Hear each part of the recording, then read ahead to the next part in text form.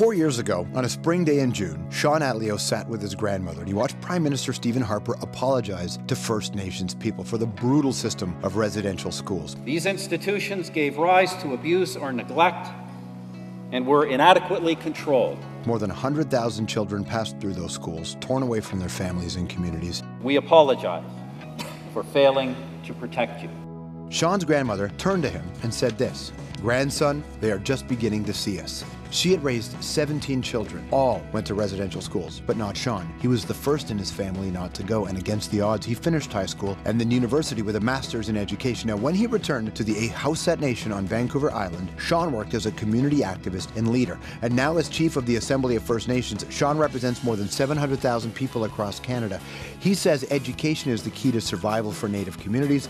Only 40% of Native children graduate from high school, half the rate of non-Native kids. And there are other serious problems: housing, economic development, and the Indian Act. It is well past time that we begin to undo the damage that act has inflicted on our peoples and to our partnership. Shawn says these are just some of the areas that need to be revisited by Canada's federal government and its First Nations people. And we must not fail. Please welcome the National Chief of the Assembly of First Nations, Shawn Atleo. Hey, man. So, first of all, thanks for coming back. What did you think when you saw 8th Fire, the first one? Absolutely amazing. Throw out mad props to WAB and to everyone who put that together. It was one of the first times it felt like I saw myself reflected back, you know, in the mainstream. Besides George having WAB on, which is really important too, to have this be brought out to the Canadian consciousness. And for me as a First Nations and for all of our people to see ourselves reflected back like that, I have to tell you, I was moved. Very emotional moment, as it feels like perhaps, you know, are we at that tipping point? All right, so tell me about this meeting with Stephen Harper, because from what I understand, he was only supposed to show up for the beginning, but he ended up staying all day.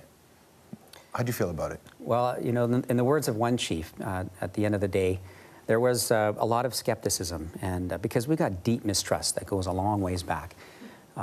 A sense of broken promises right from, you know, right after the first treaties were forged. And it's been a litany of that: residential schools, Indian Act. And so it's not easy for First Nations to suggest that maybe this time something is going to be different. And so the Prime Minister, I know he was scheduled to be off to the Economic Forum in Switzerland. And I, you know, with the encouragement of our people, said, you know, it would be really good to consider, you know, maximizing time. I know that the world of Prime Minister is important. Maybe we have an opportunity here. And one chief said it was respectful, that he took the time to really listen, because that's what learning is all about. It's listening for understanding what each other's perspectives are. That's what the Governor General reminded us was there in the very beginning. Somehow we've strayed, and it's time to return to that sentiment. Well, how do you get the sense that he's going to, because Paul Martin talked about how the Kelowna Accord was really the step, and when they scrapped it, if they were interested in really building this relationship, that the Kelowna Accord would have stayed, right? And so do you get the sense that there's going to be meaningful change now?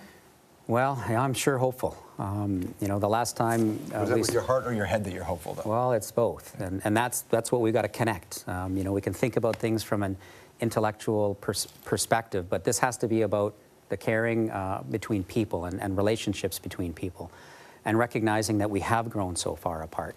And so coming out of this meeting, so very proud and inspired by our people, the way that we continue to stand firm, that we want to transform education success for our children, and do so at the same time in standing firmly in the principle of what we've inherited in our treaty rights, in our inherent rights.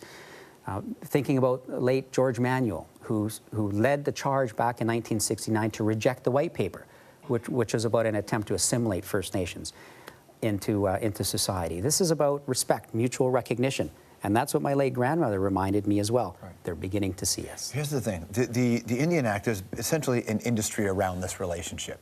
How do you begin to dismantle something so big a part of the relationship?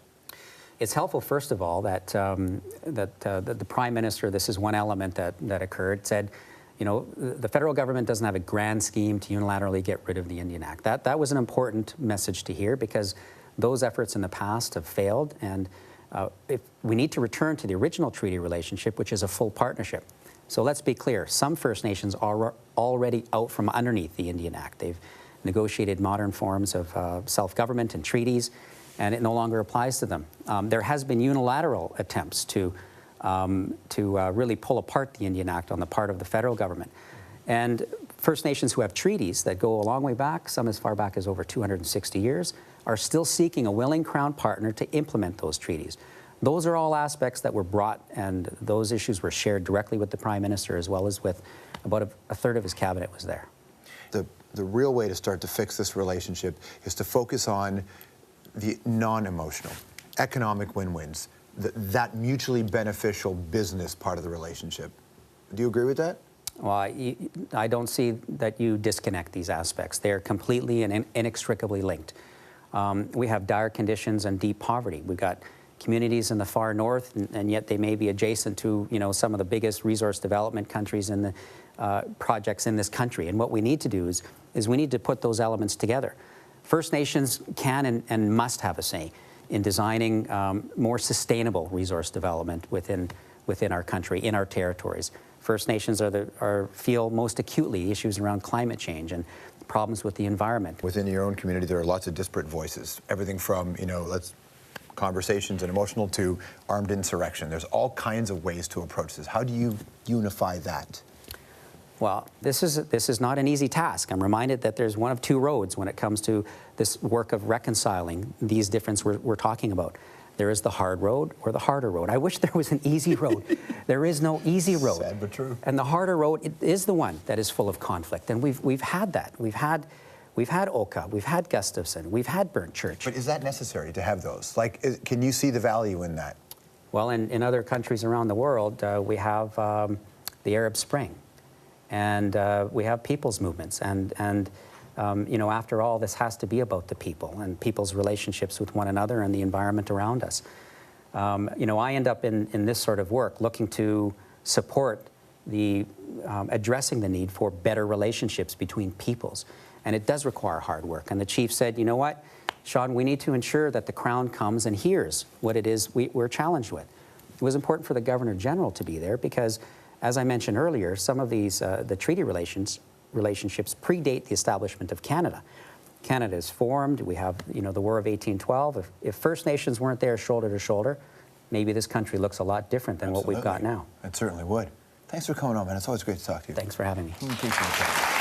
There's an National Chief of the Assembly of First Nations, Shawn Atleo. We'll be right back.